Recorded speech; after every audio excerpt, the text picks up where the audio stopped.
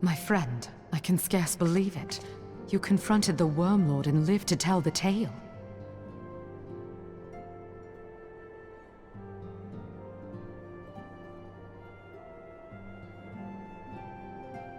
I give thanks to Helone for your preservation.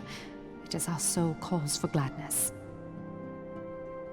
Your encounter with the Keeper of the Lake served to confirm our fears. A great worm has roared, and it makes little difference if it was one of the two in Eorzea or any other. The Dravanians are coming. I am told that Ishgard has magical defenses against Dravanian attack, though I am not privy to their exact nature. Will they be enough to repel a massive force? Ishgard has weathered countless assaults over centuries. This will be no different. And now that you have confirmed the threat, none can ignore the Lord Commander's calls for the wards to be strengthened. I dare not presume to speak for him, but I expect the Lord Commander would sing your praises. I must away, but we shall meet again soon.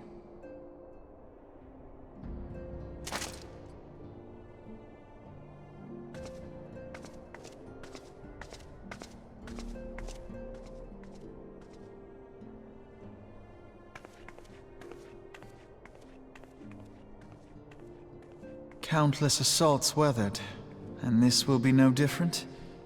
Why am I not convinced?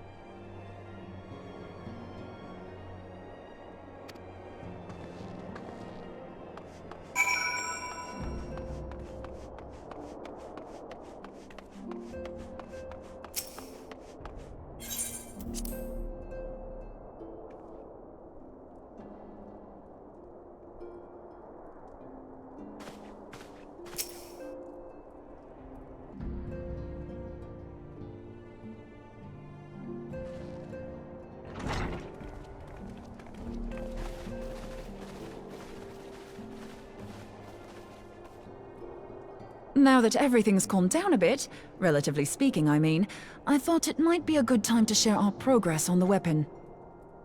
I believe we're on the verge of a breakthrough. Well, don't keep us all in suspense.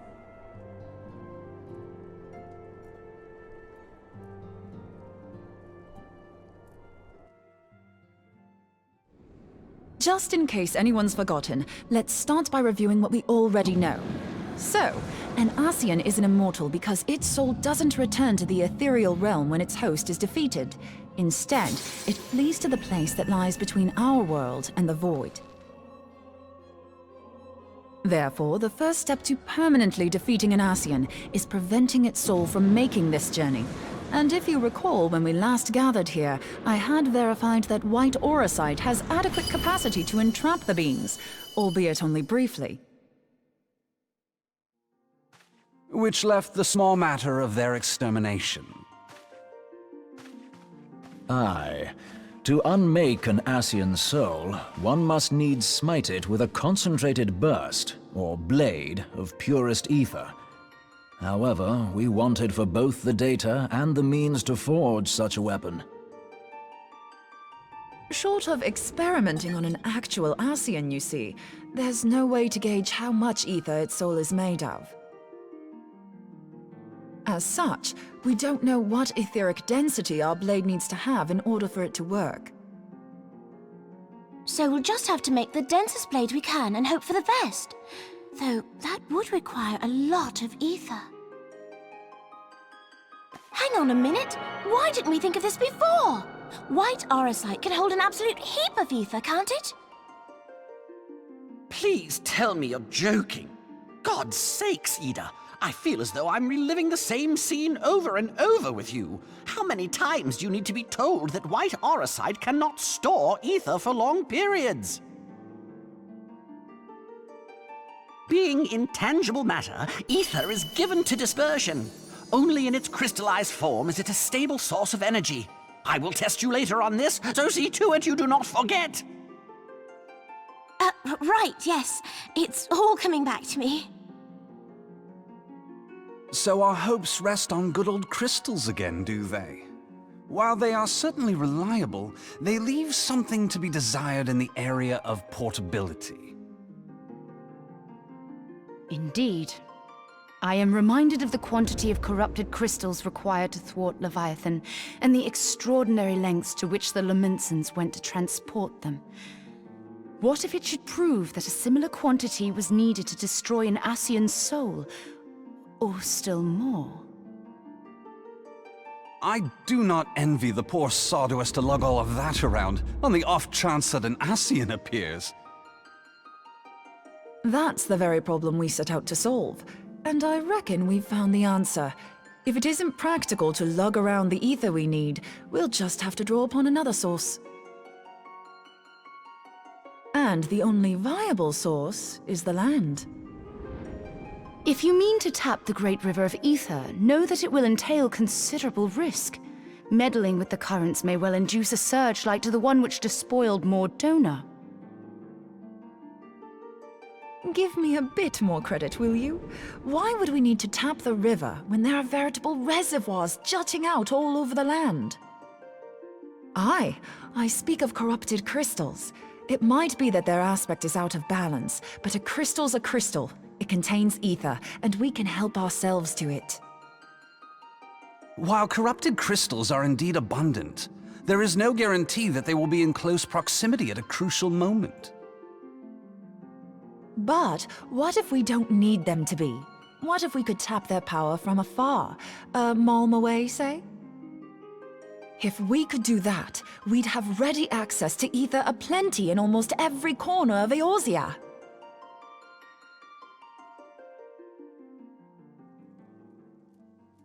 I've yet to put my theories to the proof, but I've got a good feeling about this.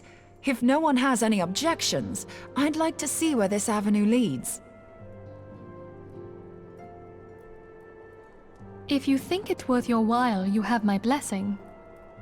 But tell us, what are your theories? I, for one, am most eager to understand the process, however vaguely. I thought you might say that, but no one wants to listen to boring old theories all day, do they? I know I don't. So with your permission, I'd like to try something a bit more hands-on. I've already built an etheric siphon especially for this purpose, and I've been meaning to try it out. Thing is, the profusion of corrupted crystals in Mordona makes it something of a high-risk testing ground. If anything goes awry with the siphon, it would be better if it didn't happen within spitting distance of quite so much ether. Ideally, I need an isolated specimen. Does anyone know where I can find one? May I suggest northern Thanalan? There you will find corrupted crystals of middling size, standing a reasonable distance apart. Ideal for your needs, I should have thought. Oh, and if you do elect to visit the place, I should be much obliged if you would assist me in another matter while you are in the area. Has something happened? Movement has been observed at Castrum Meridianum. During Operation Archon, the Alliance dealt the stronghold a heavy blow. Its facilities were extensively damaged, and its garrison reduced to a fraction of its former strength. Not long after our forces withdrew, however, their ranks were replenished by reinforcements from Castrum's sentry. They now seek to rebuild, and to this end they have their sights set upon the ceruleum processing plant. Having lost the Empire's support, The 14th Legion lacks the resources to sustain itself. To them, this is a bid for survival, and they will doubtless fight like desperate men. Though I have dispatched the Crystal Braves, I fear their strength alone may not suffice to stay the Imperial assault. I would request the Scion's aid in the defensive effort. If I didn't know better, I'd say you were trying to inveigle us into fighting your battle with the promise of shiny crystals. Well then, consider me inveigled. I won't lie, the crystals you speak of sound perfect, so the Garleans have to go. Besides, we can't afford to beat about the bush. There's no telling when the Arsians will next appear. Thine eagerness to hurl thyself into the jaws of danger cometh as little surprise. Exercise due caution, I prithee. Though you have become a Crystal Brave, you are yet a Scion, Alphino. We could hardly refuse you. Pray, join the Crystal Braves and lend them your support. Thangred and Papalymo shall accompany you.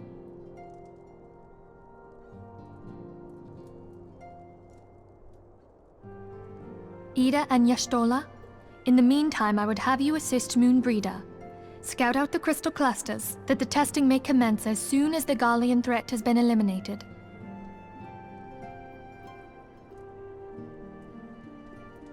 If it please you, I shall continue mine own experiments on white aurosite. Thank you, Arianger. Everyone, pray see to your preparations and depart as soon as you are able. Go well, and be safe.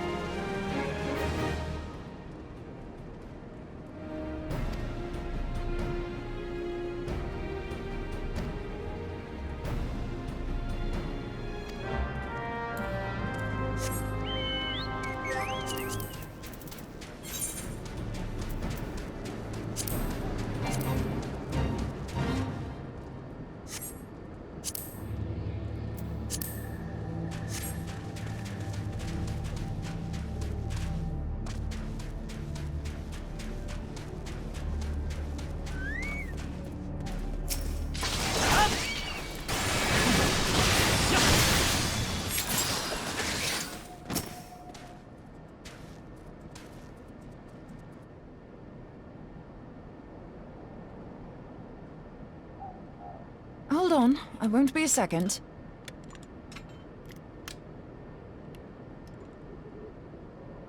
The beast seemed peckish, so I gave it a taste of my axe.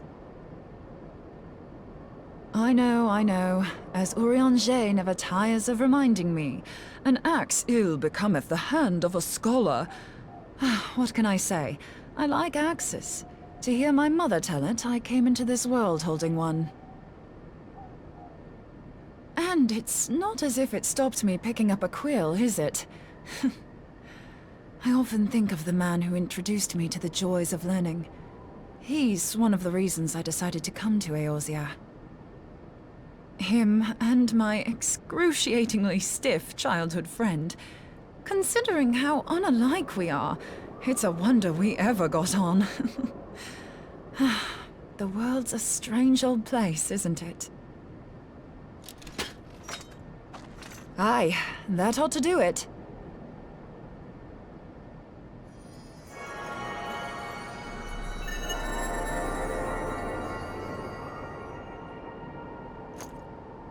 So far, so good. At these concentrations, it shouldn't matter too much if something goes awry. Just enough ether to make it interesting. Did you see that? The way the crystal glowed? The siphon works, I'm happy to say. With a few refinements, it should satisfy our appetite for ether, which just leaves the small matter of forging our blade. I'm not sure how to go about it just yet, but I swear to find a way. I'll put a blade in your hands if it's the last thing I do.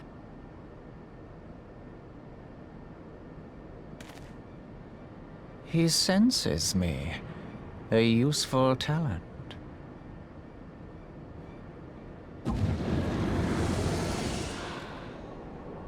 An Ascian. Are they onto us?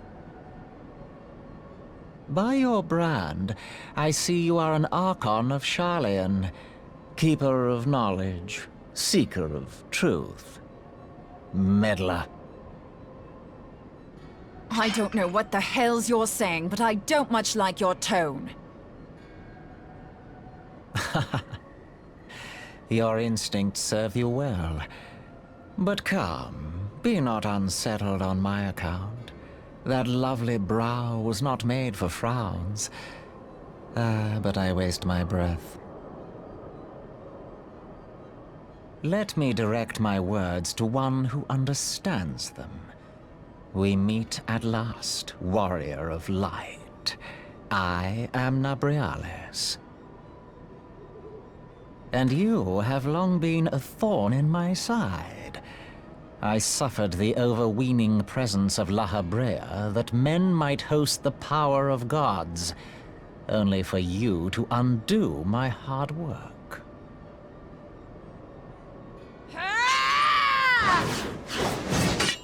Oh, bugger.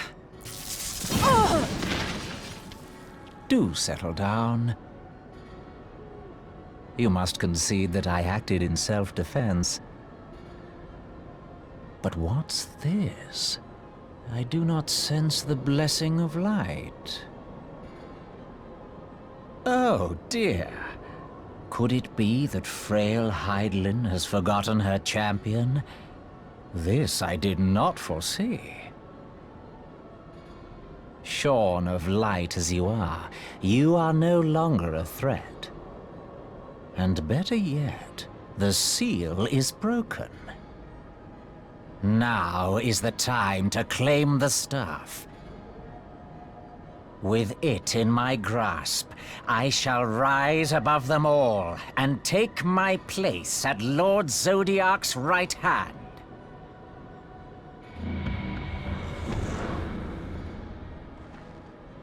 What did that bastard want with us?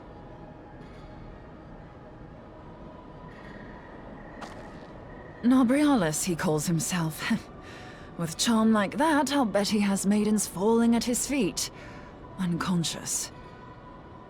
But this staff, you say just talking about it had the bastard grinning like a brat on his name day. Must be quite a staff. Oh, gods. He means Tupsimati, Master Louis Soir's staff. Minfilia's in danger! We have to get back to the Rising Stones.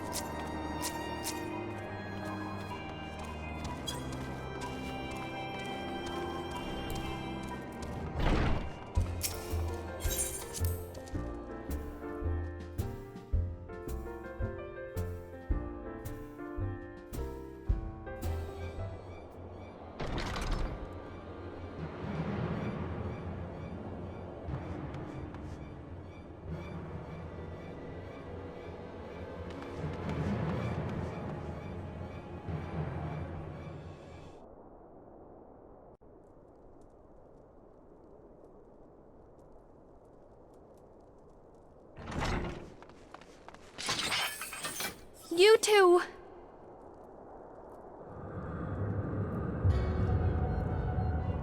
So, you were able to divine my intent. What now, Warrior of Light? Ah, but that name is no longer fitting.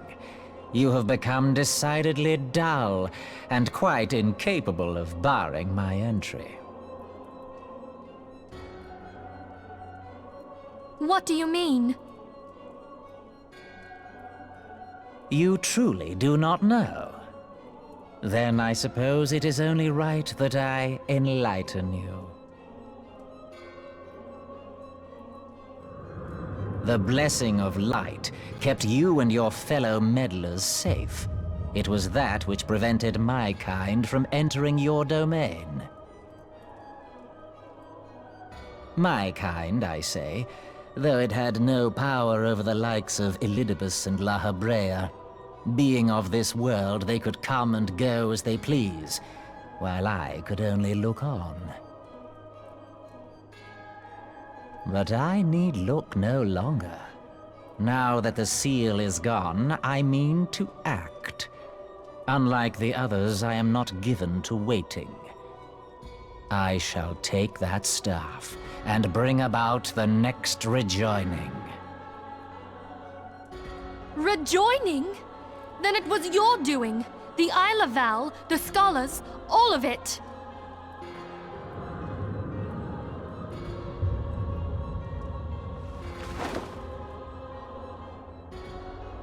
You will not harm her!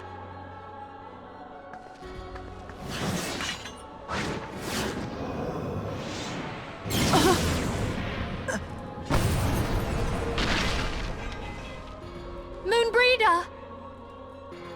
Why must you insist on forcing my hand? Did you learn nothing from our last meeting? Ah, but I forget. My words fall upon deaf ears. The staff is but a broken relic, a memorial to the departed. What possible use could you have for it?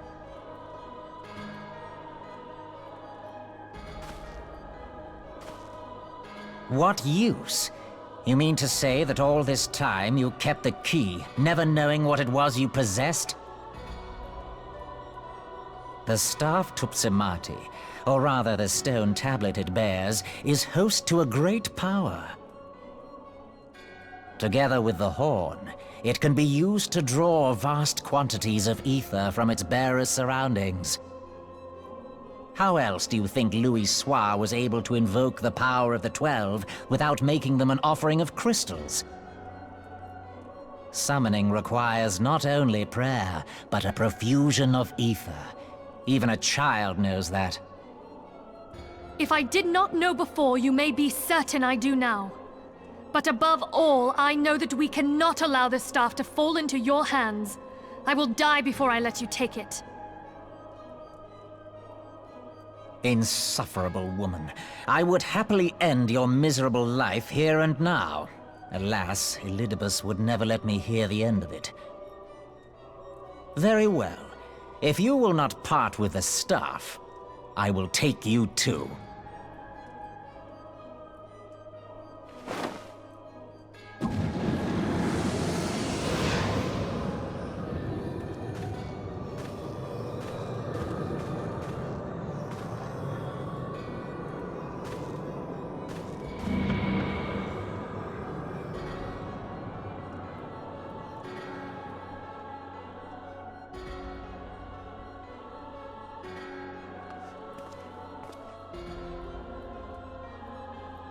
After them! Quickly! Before the rift closes!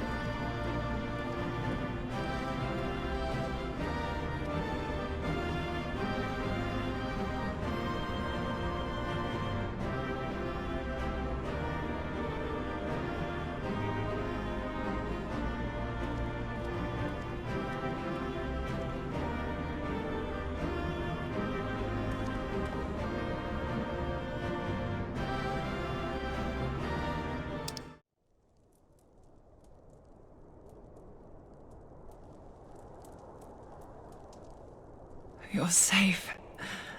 Thank the 12.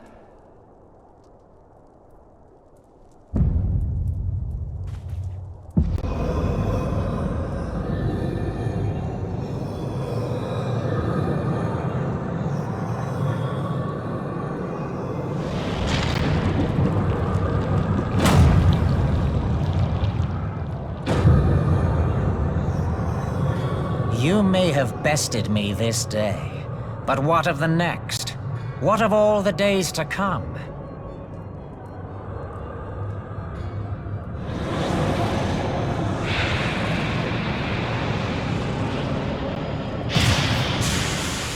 Remember, light no longer holds sway here. I may return whensoever I wish, again and again and again. Eventually, you will falter, and the staff will be mine. Until next time, scions.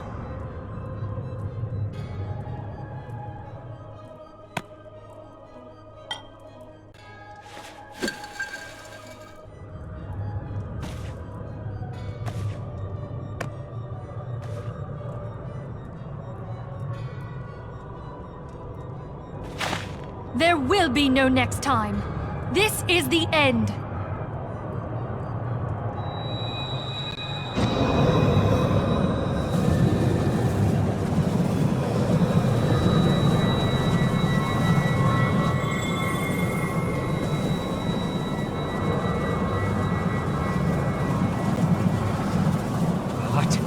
What trickery is this? No. No! Cannot! No!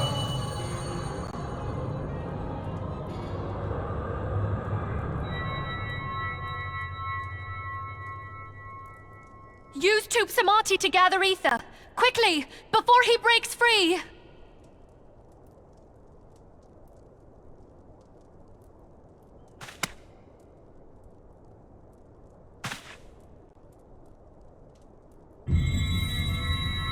Concentrate! Call to mind the time you struck down La Habrea with the Blade of Light.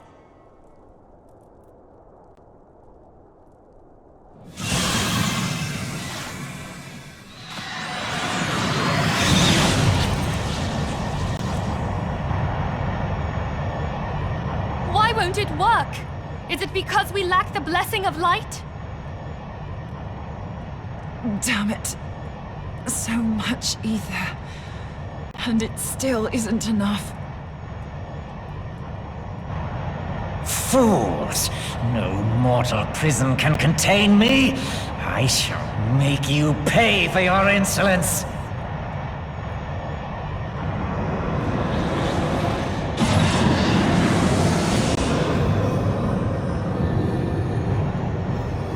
Please, Mother Heidelin, hearken to our plea. Lend us your divine light. Why can you not hear us? Do our words no longer reach you?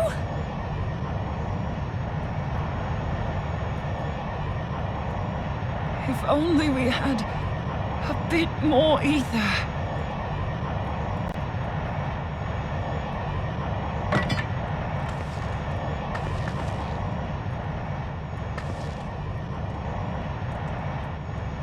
Moonbreeder, what are you doing? Master Louisoix, I understand now. The choice you made. In death, there is life. Farewell, Urianger. You daft old coot.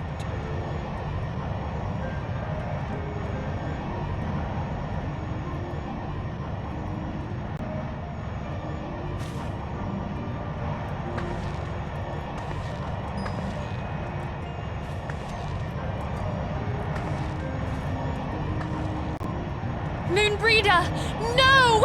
You mustn't!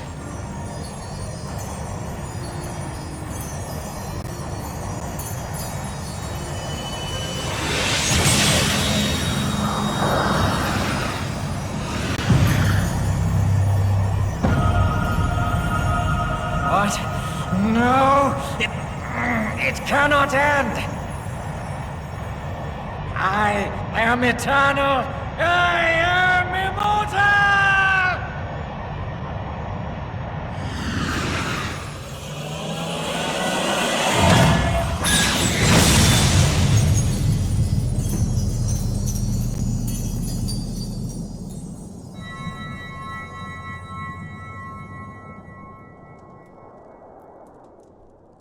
Moonbreeder.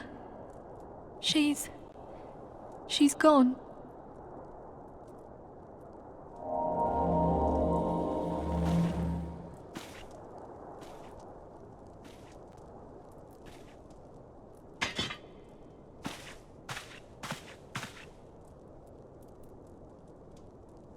You did it, my friend. The Ascian is dead.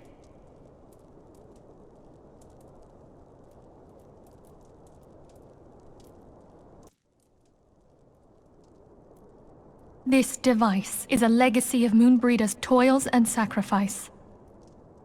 I shall hold on to it for safekeeping. Minfilia, are you all right? I am. Oh, we were surveying northern Thanalan when we received the distress call. We returned as swiftly as we were able. It seems you have everything in hand, however. What happened here? Where is Moonbreeder?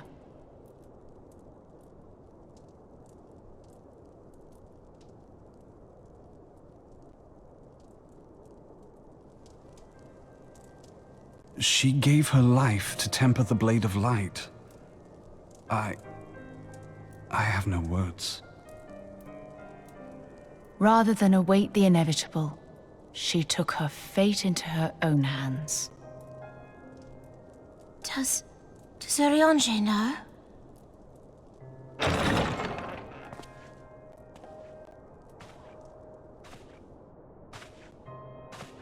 My friend, there is something I must tell you. I heard all, my lady. The moon sinketh, taking her leave of the heavens, yet her passing heraldeth the coming of a new day.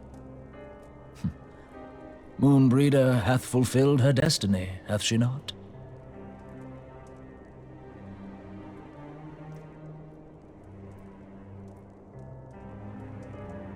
Long ago, far across the seas in the Sharlayan motherland, Moonbreeder and I did study under the sage tutelage of Master Louisoix.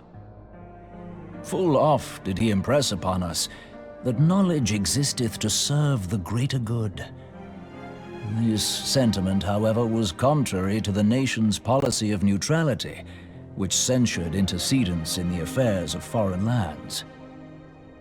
In spite of vehement opposition, he founded the Circle of Knowing, and journeyed hitherto the heart of Eorzea. Through his noble sacrifice was the realm spared its doom. Yet this great soul, whom all should rightly have honored, was branded a pariah in his own land. His peers did accuse him of forsaking his duty as a man of learning, and of meddling in the course of history. When he left Sharlayan behind, Master Louisoix gave no word to signal his intent to Moonbreeder. Close as they were, as master and disciple, she was deeply wounded by the sudden exclusion from his confidence. Above all, however, she was confused. Try as she might, she could ill comprehend her master's motive. The slanders that were heaped upon him after his passing served only to inflame the turmoil within her. For years upon end, she knew not what to believe. Torn as she was twixt the man whom she revered and the man who forsook her and his duty both. The Louisoix I knew would never forsake his duty, much less one of his own. This I know full well, my lady. 'Twas not for want of love that Master Louis hid his intent. He but desired that Moonbreeder discover her own path, free of the shadow of his influence. Long did I contemplate revealing the truth to her, and long did I hold my peace. After all, was it not Master Louis' wish that she come to the truth unaided? I told myself it was, and resolved to let her suffer. Knowingly did I deny my friend the comfort she craved. And now she hath gone to her rest, with doubt still in her heart.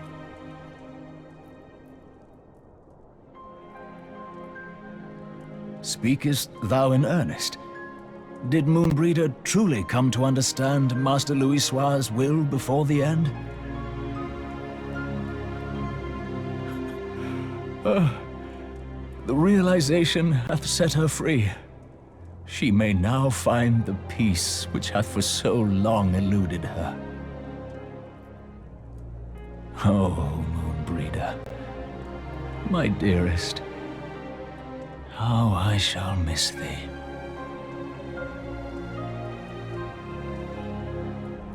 Moonbreeder gave her life that we might possess the means to defeat the Ascians. Her sacrifice must not be in vain. Let us continue her work on the Blade of Ether and see it to completion. My lady, I would mourn Moonbreeder in mine own way. I beg your permission to return to the Waking Sands. Of course, my friend. Take all the time you require. We shall be here should you have need of us.